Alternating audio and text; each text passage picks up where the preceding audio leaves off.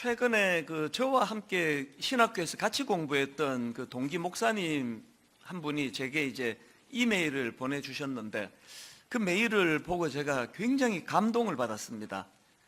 그래서 오늘은 이 메일을 읽어드리는 것으로 말씀을 이제 시작하려고 하는데요. 이찬수 목사님, 이곳에 부임해서 만 1년이 지나는 시점을 지나고 있습니다.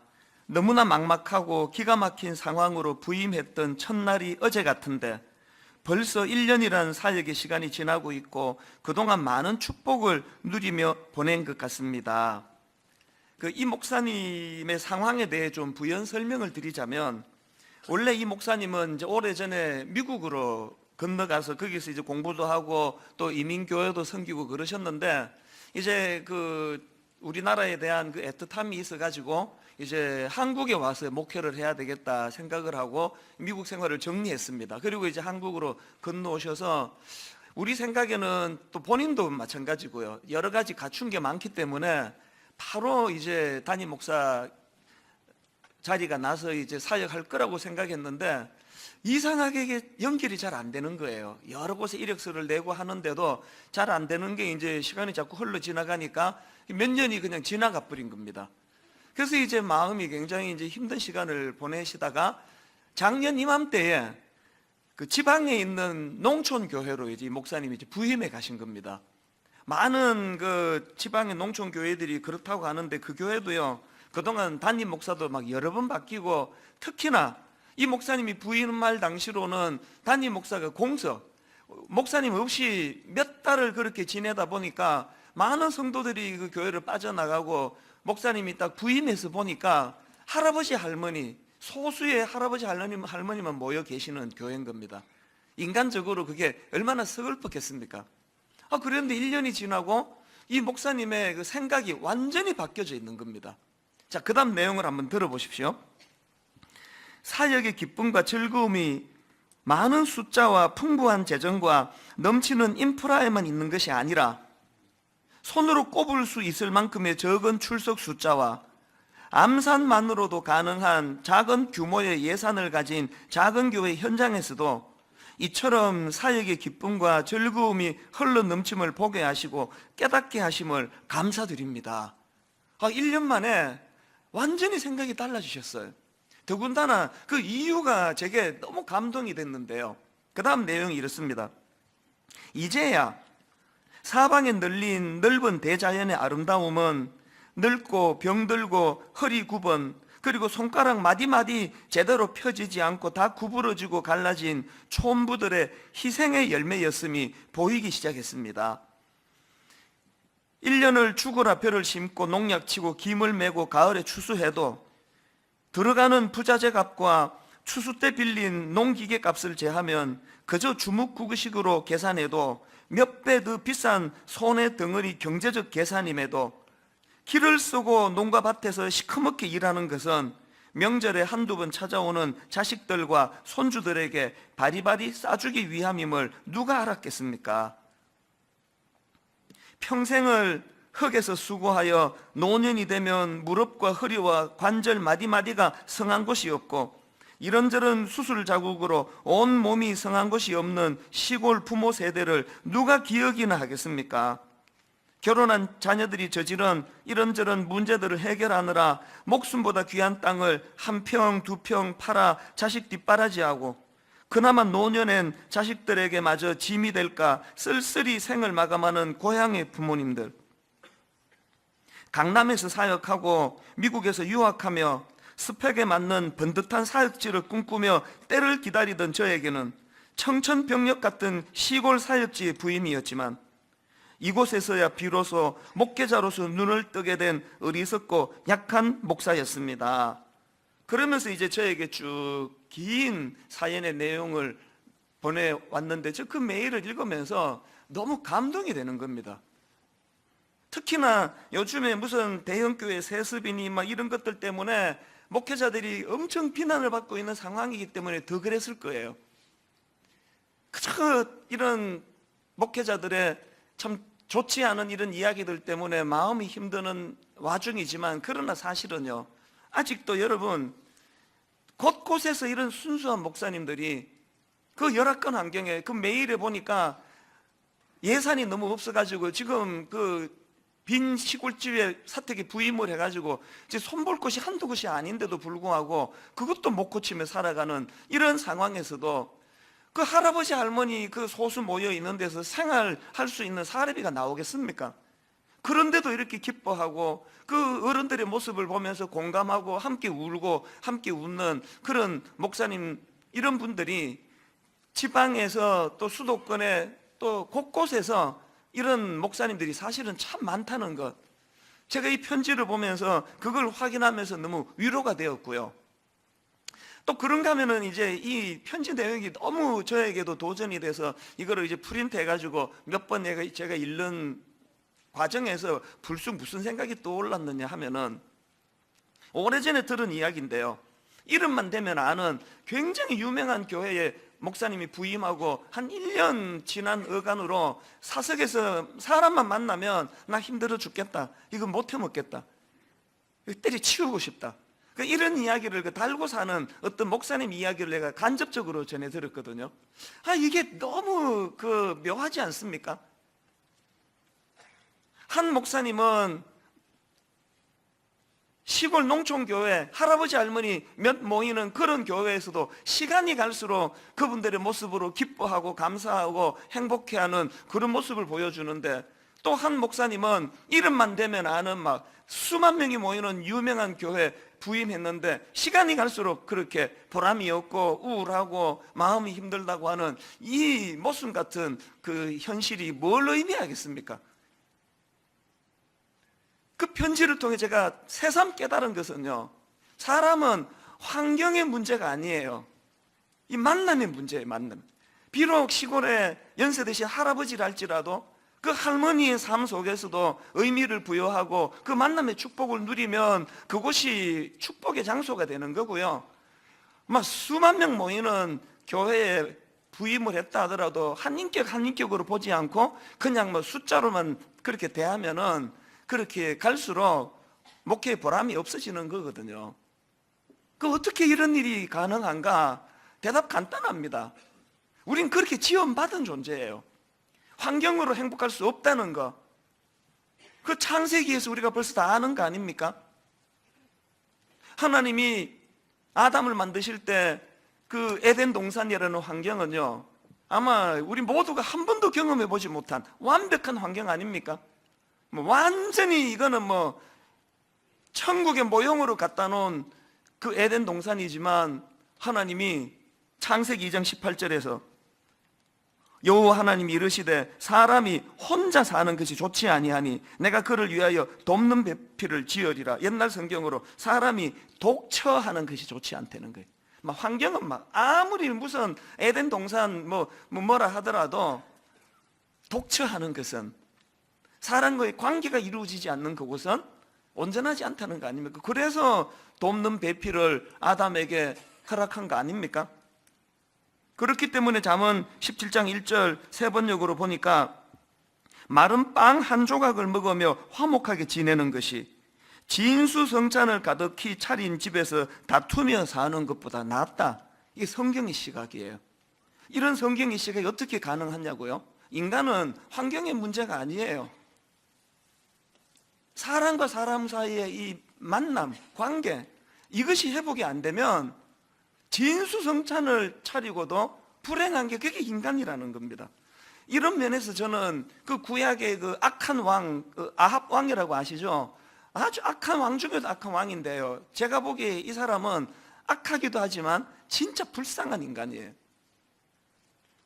열왕기상 21장에 보니까 이 왕궁 근처에 나봇이라는 사람이 그 포도밭을 이제 소유하고 있었나 봅니다. 이 왕이면 이미 다 갖추고 사는 거 아닙니까? 근데 그 백성 한 사람 갖고 있는 그 포도밭이 탐이 나가지고 요걸 못 잡아 먹어가지고 결국에는 그 포도밭 주인을 죽이고 그거를 빼앗거든요. 제가 그거를 지난주 묵상을 하다가 진짜 불쌍한 인간이다, 저 아합이라는 거. 그 못된 왕 만나가지고 죽임당한 그 나봇도 불쌍하지만 그 아합 왕 진짜 불쌍한 거 아닙니까? 성경은 지금 네가 그런 탐나는 땅 차지해서 행복한 게 아니다. 여러분, 그 아합이 땅 빼앗는 과정에서 이런 게 얼마나 많습니까? 주변에 가까운 그 신하들이 그 존경하겠습니까? 이런 왕을? 백성들이 여러분 이런 왕을 존경하겠습니까? 왕이 그 포도밭 하나 없고 백성들에게 존경받는 그게 행복이지. 어떻게 그 우선순위가 이렇게 잘못돼 가지고 남도 불행하게 만들고 자기도 불행한 길을 걷는 사람이 그게 아합 왕 아닙니까? 우리의 모순이 뭔지 아십니까? 이렇게 설교하면요 다 공감을 해요. 맞아, 그 아합 그거 불쌍하네, 다 공감을 하는데 사실은 이 규모만 좀 다를 뿐이지 지난 한 해 돌아보십시오. 우리가 지금 이 아합과 비슷하게 살아온 모습이 얼마나 많습니까? 그까짓 그 탐나는 뭐가 얼마나 대단한 건지는 모르지만 그거 하나 얻자고 관계를 그렇게 쉽게 깨트립니까? 인간의 신의를 그런 식으로 깨트리느냐고요. 지난 한 주 추수감사절에 주신 은혜를 감사를 생각해보자 그럴 때 대부분의 분들은 자꾸 그 조건적인 거, 환경, 상황, 월급 올라서 감사하고 건강, 병 나아서 감사하고 집장만 해서 감사하고. 근데 저는 지난 한 주간 동안에 말로 다 할 수 없는 은혜를 받았거든요. 사람으로 인한 감사, 여기다 초점을 맞추고요, 시간이 없어서 제가 다 못 전하는 게 너무 원통합니다. 17살 때부터 막막하던 순간순간마다 24살 또 27살 미국 이민 가가지고 결정적인 순간들마다 너무너무 고마운 저희 누나를 통해, 아는 지인을 통해, 교회 집사님을 통해 그 사람으로 받았던 그 감사라는 건 이루 말할 수가 없는 거예요. 너무너무 행복했습니다. 지난 시간들을 떠올리면서. 우리는 아합 보고 설교할 때 그 참 미련하다 그러면 다 공감하지만 사실은 우리가, 그래서 여러분 세상에 제일 바보 같은 사람이 아합 왕 같은 사람인데요, 이런 사람은 어떤 사람이냐? 자기 욕심 채우려고 관계를 쉽게 깨트리는 사람. 이 바보예요, 바보. 저희 교회는 1만 성도 파송 운동의 일환으로 이제 1년에 한 교회씩 지금 분립개척을 하고 있는데, 이제 작년, 그러니까 올 1월 달에 지금 우리 교육관 드림센터에서 분립개척 잘 이제 준비된 교회는 이제 12월 달에 이제 독립해서 이사 나가고요. 내년 1월 달에 또 이제 우리 교회 목사님 한 분이 지금 준비 중이 곧 이제 발표를 하겠지만, 이제 6번째 이제 분립개척을 하는데요. 아마 여러분 우리 교회에서 분립개척한 교회 명단 주보 같은데 우리 홈페이지에서 본 적이 없을 거예요. 그 본 적 있다 그러면 그 헛것을 본 거예요. 그 적어놓은 게 없는데 어떻게 봅니까? 아무데도 기록 안 해요. 여러분 우리 왜 분립교회 교회 이름 넣고 이 교회들 위해 기도해달라 이렇게 안 하는지 아십니까? 너무너무 열악한 교회들이 많은 현실에서 우리 큰 교회가 이런 식으로 그냥 분립개척하는 거를 자꾸 이거를 기록하고 이러면은 작은 교회 목사님들 성도님들 위축될까봐, 그리고 또 이거 보고 찾아갈까봐. 그 좋은 거 아니거든요, 그건. 그래서 저는 분립교회 할 때마다 목사님께 꼭 부탁을 해요. 할 수 있는 대로 교회 이름에 우리 자를 안 넣으면 좋겠다. 이제는 남의 교회인데 내 마음대로 우리 교회가 후원한다고 내가 이래라 저래라 밤나라 대추나라 그건 옳지 않으니까 권면은 할 수 있지만 강제로는 못하는 거 아닙니까?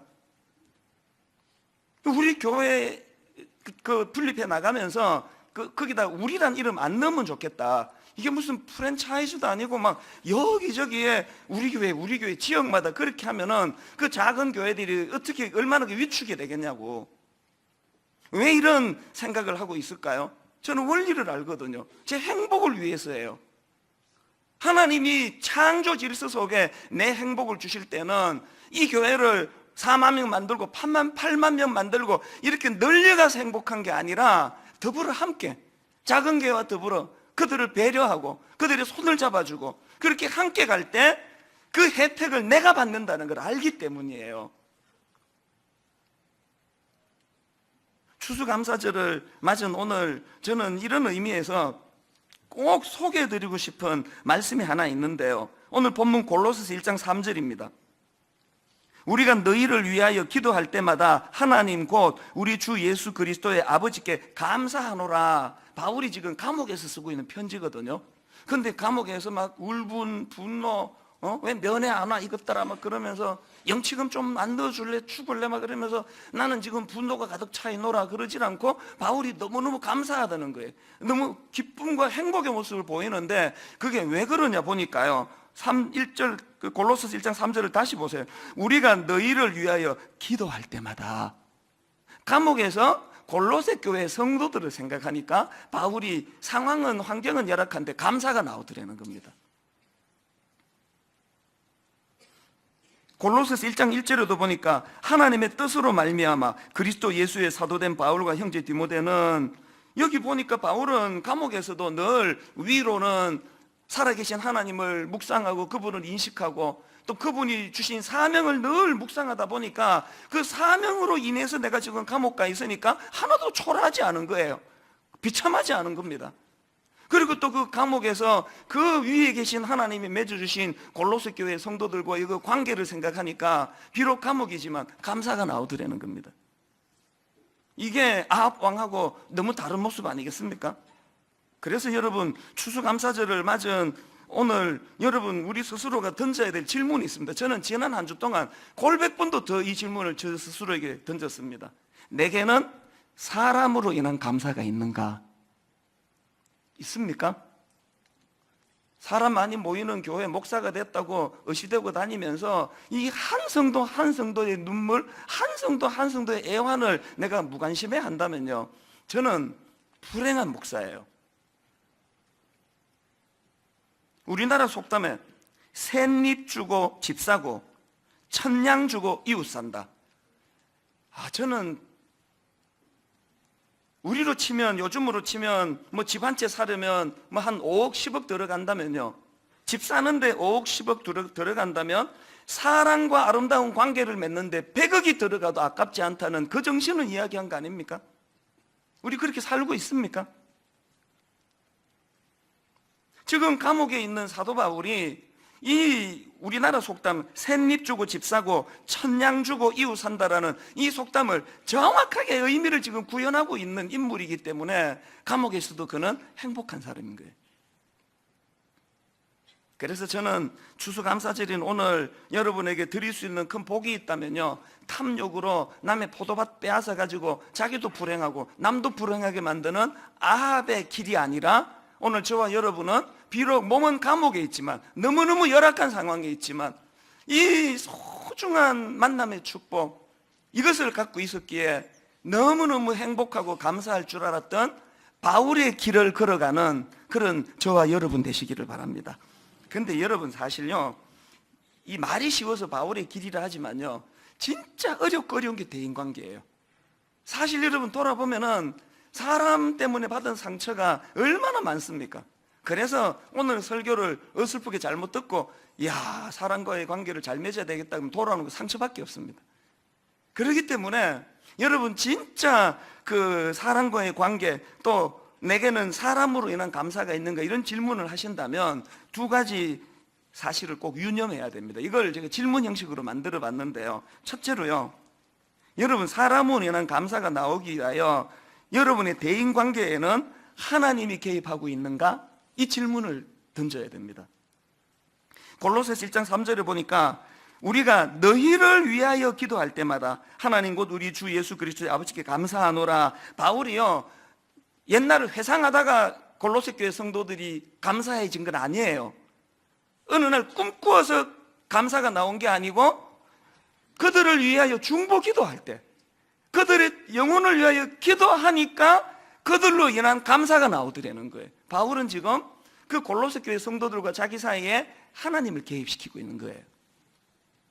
이런 모습은 또 다른 감옥에서 쓴 옥중서신 빌립보서에도 똑같이 나오는데, 자, 빌립보서 1장 3절부터 5절 한번 보십시오.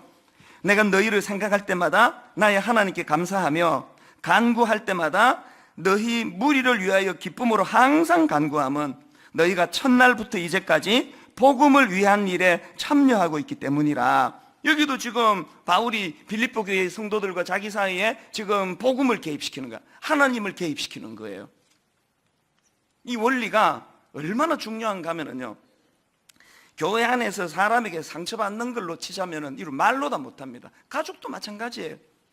최근에 있었던 일인데요, 우리 새아이 중에 누구라고는 밝히지 않겠습니다. 갈등이 좀 있었어요. 그래서 저도 이제 너무너무 이게 이제 누적이 돼가지고요, 어느 날 아침에 이게 폭발을 한 거예요. 그래서 제가 막 너무 화가 나가지고요, 이제 이 녀석 저녁에 돌아오면은 내가 이제 이번에 날 잡았다 그래가지고요, 내가 자기한테 받았던 상처 이런 것들을 이제 막 한번 제가 다 이제 들이퍼부으려고요, 그래서 설교 준비하듯이 하루 종일 준비했습니다. 잊어버릴까봐 메모도 하고 사례도 막 적고 예화도 들고 막 이러면서 하루 종일 내가 이제 이 녀석한테 내 들이퍼부으려고 이제 증거 자료를 다 모으고 있고, 그리고는 또 그걸 다 외웠습니다. 열받아가지고 야단치는데 원고 보듯이 첫째 이래갖고는 안 되잖아요. 그래서 이게 다 이제 소화를 해가지고 내가 기다렸거든요. 들어오더라고요. 집에 들어오자마자 너 이리 와봐라, 여기 앉아봐. 그리고는 이제 제가 이제 하루 종일 준비한 내 그 얘한테 받았던 상처를 들이퍼부으려고 호흡을 고르는데, 이 녀석이 0.5초 빠르게 기습 공격을 해버렸어요. 갑자기 끼어들더니 막 자기가 그동안 나한테 받았던 상처에 대해서 아빠 때문에 내가 얼마나 아팠는지 아냐고 막 슈슈슈슈 막 얘기를 하니까 내가 너무 당황스러워서, 그때 내가 심호흡을 안 했어야 되는데 그 0.5초를 놓쳐가지고 막 갑자기 저한테 이놈이 들이퍼붓고 막 사례도 막 들고 막 그래서 준비를 많이 했나 봐, 얘도. 굉장히 당황스러웠어요, 제가. 막 나중에는 막 울면서 막 얼굴이 시뻘개져가지고 막 아빠 때문에 내가 막 상처받았다고 막 들이퍼부어가지고요. 그 내가 껴들 자리가 없는 게 말도 막 얼마나 빨리 하는지 그래가지고 거의 한 20-30분을 제가 꾸지람을 듣고 있었거든요. 근데 그날 내 참 놀라운 걸 발견했는데, 그날 저는요 얘한테 내가 준비한 이야기 한마디도 안 했습니다. 안 해도 되는 거예요. 왜 되는지 아십니까? 내가 얘가 막 들이퍼붓고 나서 내가 딱 한마디 부연했습니다. 아빠가 니한테 내 상처받았던 이야기를 하려고 불렀는데 네가 방금 다 했다. 나는 안 해도 되겠다. 그러고 끝냈습니다. 무슨 말인가 하면은요, 나는 우리 아이 요거 때문에 내가 상처를 받았거든요. 이 문제를 내가 거론하려고 했는데 걔도 똑같은 사안으로 나한테 그걸로 상처를 받았더라고요. 그날 제가 진짜 중요한 원리를 깨달았습니다. 대인관계는요, 이게 양날의 금이더라고요. 저 사람에게 이 문제로 내가 상처를 받을 때 저 사람도 이 문제로 내게서 상처를 받는 거예요.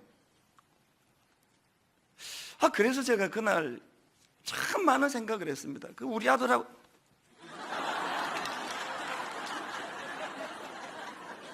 우리 집에 아들이 하나밖에 없는데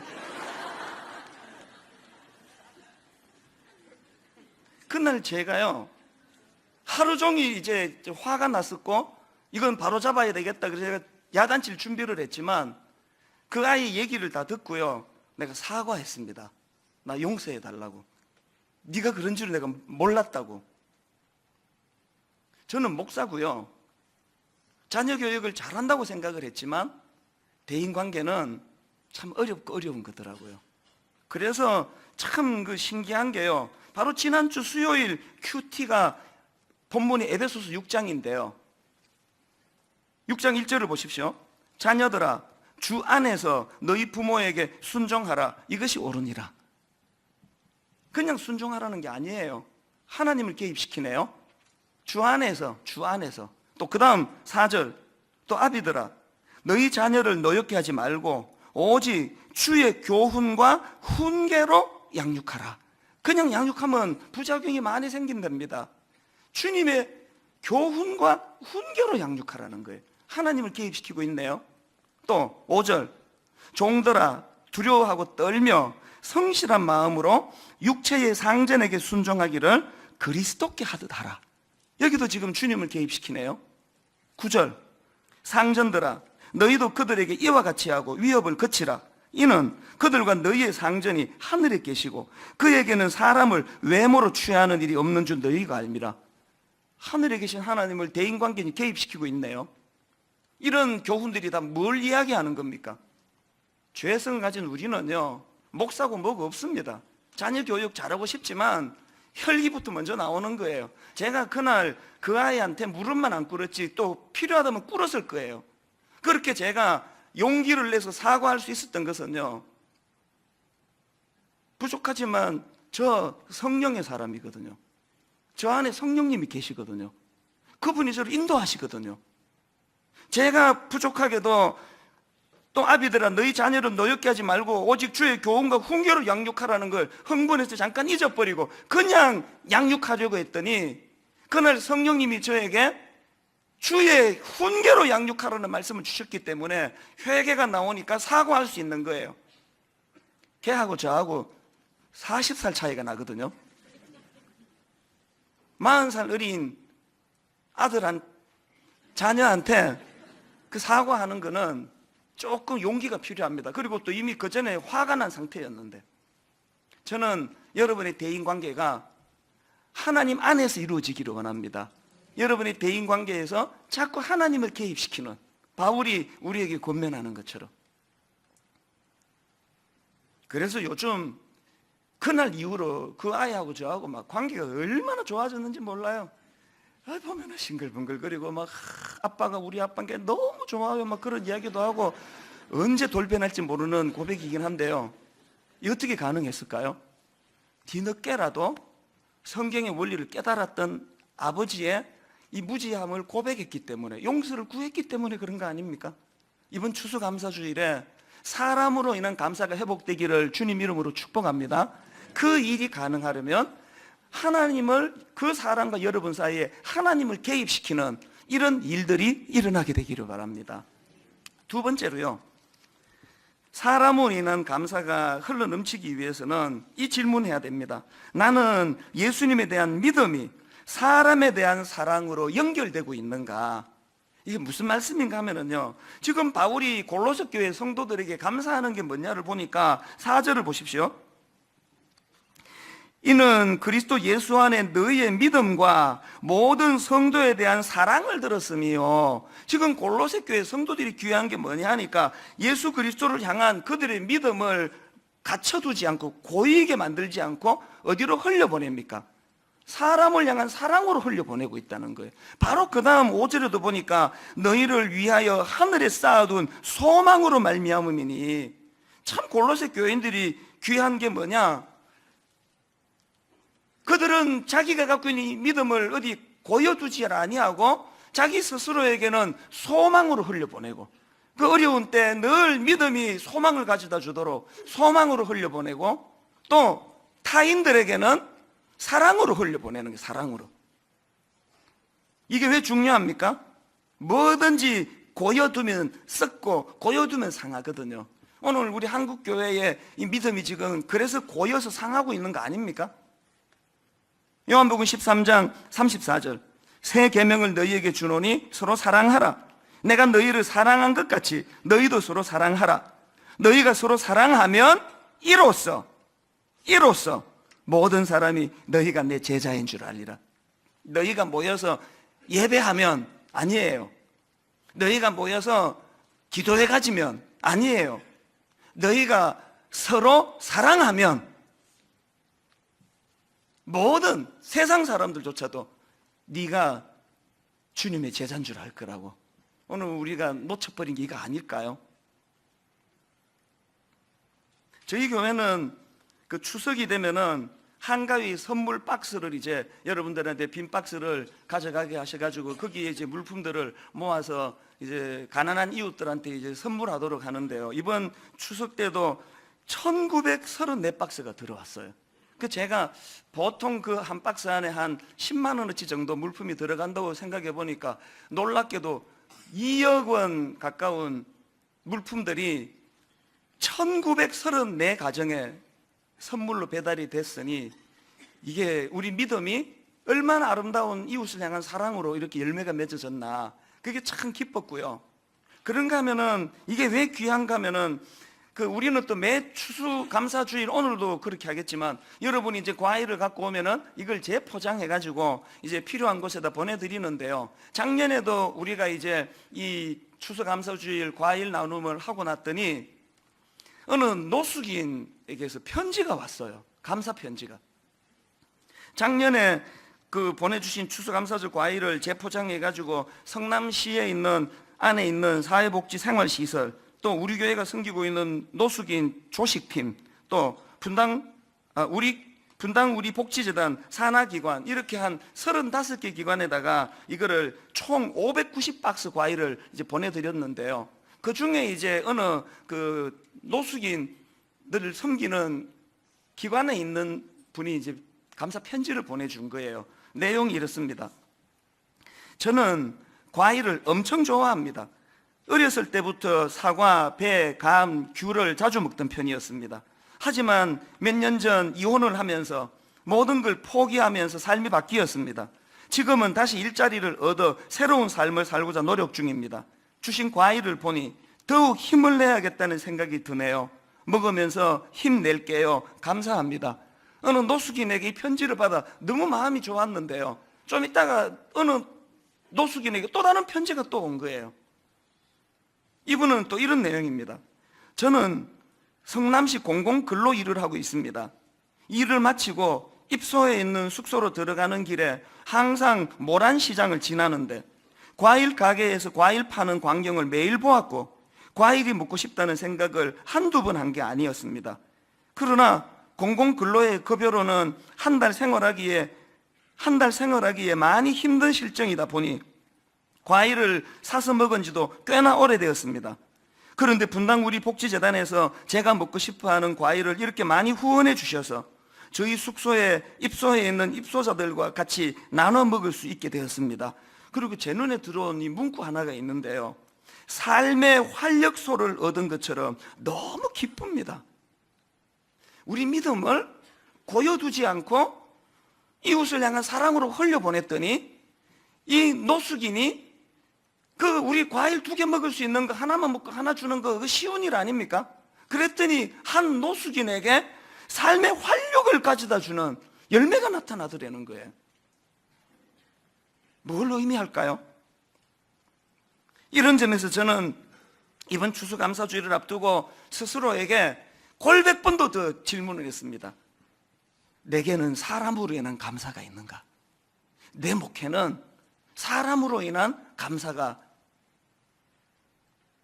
오늘 여러분 이 추수감사주 우리끼리 떡 나눠 먹고 우리끼리 과일 깎아 먹고 잔치 벌이면 그거로 끝나요. 이 과일을 재포장해서 그런 일시적으로 어려움을 겪고 있는 그런 우리 주변 노숙자를 위시하여 그런 이웃들에게 이걸 전해주면 그건 아름다운 열매가 된다는 거예요. 그래서 여러분 우리가 이 2가지 질문, 내게는 사람으로 인한 감사가 있는가를 질문하신다면 이것이 가능하기 위하여 파생되는 첫째, 나의 대인관계에는 하나님이 개입하고 있는가? 자꾸 물으셔야 돼요. 그런가 하면은 나는 예수님에 대한 믿음이 사람에 대한 사랑으로 이것이 연결되고 있는가? 이렇게 질문을 자꾸 드리면요, 감사의 지경이 자꾸 넓어져요. 감사의 지경이. 저에게는 그 지방을 위시해가지고 미국 같은 때 혹은 남미 같은 때 여러 고맙게도 저를 따르는 고마운 후배 목사님들이 많아요. 저는 그게 가장 큰 재산이라고 저는 생각하거든요. 이런저런 상담도 하고 문의도 하고 마음을 나누는 일을 하는데요. 최근에 어느 후배 목사님이 메일이 왔습니다. 이분이 이제 담임 목사 자리를 오래전부터 찾고 있는데 교회가 지금 너무 어려워요. 자리가 안 나는 거예요. 이분 참 대단한 분입니다. 자기는 그걸 어떻게 해석했느냐? 이제 목회의 길이 이렇게 열리지 않는 거는 이제 이 목사직에 대한 소명이 여기까지인 걸로. 그래서 자기는 이제 깨끗하게 목회를 그만두고 일반 성도로 돌아가겠다고. 그런 메일이 온 거예요. 너무 그게 참 순수하고 귀하지만 또 격려도 해드렸지만 내가 뭐라고 한마디를 더 했느냐? 그렇게 조급하게 결정하지 마라. 지금 하나님의 뜻이 어디 있는가를 찾아가는 과정에서 당신의 폭을 너무 좁게 설정한 거 아니냐고. 지금 막 큰 교회, 유명한 교회, 그러니까 이런 데만 찾다가 보면 하나님의 뜻 찾기가 어려운데, 그럼 내 동기 목사님 이야기를 했어요. 시골의 농촌에 지금 교회에 목사를 필요로 하는 데가 얼마나 많았냐고, 범위를 좀 더 넓혀보라고. 그렇게 제가 조언을 했거든요. 이게 왜 불쑥 떠올랐는지 아십니까? 오늘 여러분이 행복하지 않는 건 여러분 스스로가 설정해 놓은 그 행복 조건, 감사 조건이 너무 지금 좁은 거 아닙니까? 방 3개 딸린 10억 이상 집 구하면은 내가 행복하겠다. 그렇게 설정을 너무 좋게 해놓으면은 방 2개로 줄이세요. 전세로 범위를 넓혀보세요. 내 감사와 만족의 범위가 점점 넓어진다면 자족도 감사도 나중에는 바울처럼 감옥에서조차도 감사가 잃지 않는 범위가 넓어지기를 저는 원합니다. 스펄전 목사님이 이런 명언을 남겼거든요. 하나님은 촛불을 보고 감사하면 전등을 주시고, 전등을 보고 감사하면 달빛을 주시고, 달빛을 보고 감사하면 햇빛을 주시고, 햇빛을 보고 감사하면 밝은 천국을 주신다. 이걸 또 잘못 적용해가지고 지금 내 아내에게 잘 감사하면 하나님은 더 이쁜 여자를 주신다, 이렇게 적용하시면 안 되고요. 왜 안 웃지? 아내가 찬물 한 그릇 떠다 주는 거기에도 내가 감사를 표하면 하나님은 촛불 보고 감사하는 자에게 전등을 주신다는 거예요. 전등 보고 감사하는 자에게 달빛을 주시고, 달빛 보고 감사하는 자에게 햇빛을 주신다는 거예요. 결론을 이렇게 맺기를 원합니다. 오늘 아침에 이 설교를 다 마무리하고 거의 감사절 때마다 불렀던 것 같은데요. 날 구원하신 주 감사, 모든 것 주심 감사. 우리 감사의 폭이 점점 넓어져 가지고요, 2절로 들어가서 응답하신 기도 감사, 거절하신 것 감사. 전에는 폭이 좁아가지고 내가 원하는 방식대로 응답이 돼야만 내가 감사했는데 점점 폭이 넓어져 가지고 이제는 하나님 뜻을 헤아려 거절하신 것조차도 감사할 수 있다면. 3절, 길가에 장미꽃 감사, 장미꽃 가시 감사. 전에는 감사의 폭이 좁아가지고 내 마음에 쏙 드는 붉은 장미만 보고 감사했는데 이제는 감사의 폭이 넓어져 가시만 봐도 이것을 통해서 장미꽃이 생겨나는구나. 감사의 폭이 넓어질 수만 있다면. 오늘 이 설교를 곰곰이 돌아보고 점검하시면서 저는 2가지 결론을 이렇게 맺기 원합니다. 저는 여러분의 감사의 폭이 점점 넓어지기 원합니다. 또 한 가지는 어떤 주신 환경, 상황에 대한 감사뿐만 아니라 사람에 대한 감사, 이 사람이 내게 뭘 해준 거에 대한 감사, 그것도 필요하지만 이 사람 자체가 감사할 수 있는 사람으로 인한 감사. 오늘 이 내용들을 생각하시면서 우리 한번 이 찬양 같이 불러보시면 좋겠습니다. 날 구원하신 주 감사. 날 구원하신 주 모든 것 주심 감사, 모든 것 주심 지난 추억 인해 감사. 지난 추억이 주 내 곁에 계시네, 주 내 곁에 계시네. 향기로운 봄철에 감사, 봄철에 외로운 가을날 감사, 외로운 가을날 감사. 사라진 눈물도 감사, 눈물도 감사. 나의 영혼 평안에. 나의 영혼 평안에. 기도의 폭을 넓힙니다. 응답하신 기도 감사, 거절하신 것 감사, 헤쳐나온 풍랑 감사, 모든 것 채우시네. 아픔과 기쁨도 감사, 절망 중 위로 감사, 측량 못할 은혜 감사, 크신 사랑 감사해. 감사의 폭을 또 더 넓힙니다. 길가의 장미꽃 감사, 장미꽃 가시 감사, 다시 감사 따스한 가정 희망 주신 것 감사, 희망 주신 것 감사 기쁨과 슬픔도 감사, 슬픔도 하늘 평안을 감사, 평안을 감사 내일의 희망을 감사, 희망을 영원토록 감사해. 영원토록 감사해. 오늘은 추수감사주일이니까 여러분 딱 한 1분만이라도 잠깐 가던 걸음을 멈추고 한번 조용히 눈을 감고 지난 시간 한번 되짚어 보시기 원하는데요. 저는 이 설교 준비하는 한 주 내내 그런 시간을 가졌거든요.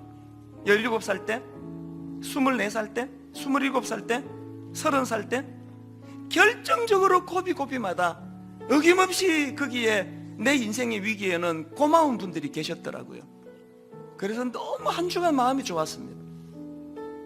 여러분 눈을 감고 여러분의 지나온 발자취를 돌아볼 때 그 좁기 좁은 감사의 범위를 좀 더 넓혀 보시지 않겠습니까? 점점 범위가 넓어지면 거기에 사랑하는 아내가 있을 거예요. 거기에 고마운 남편이 있을 거예요.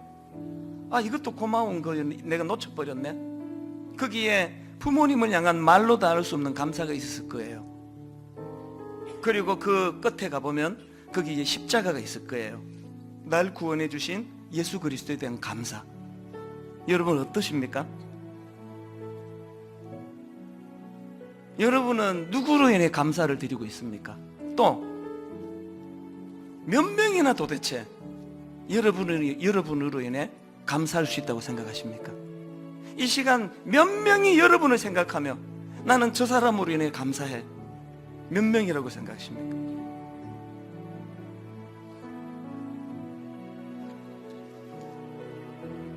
하나님 아버지, 지난 한 해 되돌아보면 너무너무 조급한 마음에 이루고 싶은 것은 많은데 따라가 주지 않는 이 속도 때문에 조급한 마음으로 사람을 놓쳐버린 적이 한두 번이 아닌 걸 깨닫습니다. 그러다 보면 우리도 모르게 아합 왕처럼 목표로 하는 포도밭 하나가 얻으려고 사람을 놓쳐버리는 이런 어리석은 자리에 빠지는 경우들이 참 많은데, 하나님, 우리들의 감사의 범위가 점점 넓어지기 위하여 그 관계 속에 하나님을 개입시키는 훈련이 일어나도록 함께하여 주시옵소서.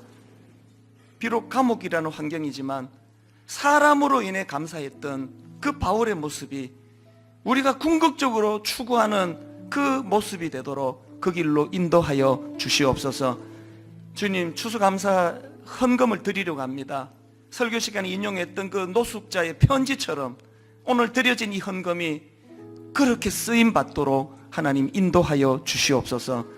감사드리옵고 예수님 이름으로 기도드립니다. 아멘. 우리 대학 산부입니다. 우리 김주연 자매 해금 특주를 들으면서 준비하신 감사 헌금 하나님께 올려드리겠습니다.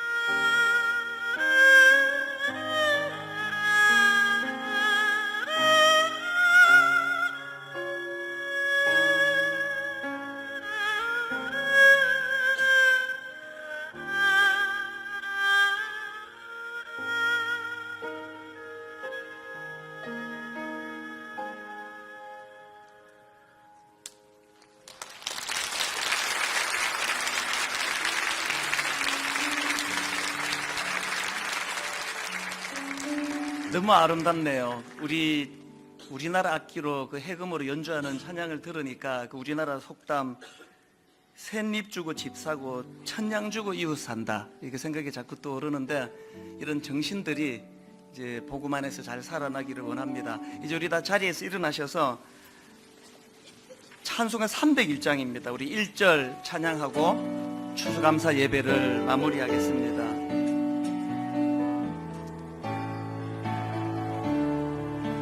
지금까지 지내온 것 주의 크신 은혜라 한이 없는 주의 사랑 어찌로 말하랴 찬하게나 주의 손이 항상 살펴주시고 모든 일을 주 안에서 형통하게 하시네. 하나님 오늘 주신 이 말씀 마음에 잘 새겨서 감사의 폭이 점점 넓어지고 깊어지고 사람으로 인한 감사가 자리 잡음으로 이번 한 주간 하나님 주시는 그 기쁨 또 감사가 샘솟는 귀하고 복된 한 주간 되도록 인도하여 주시옵소서.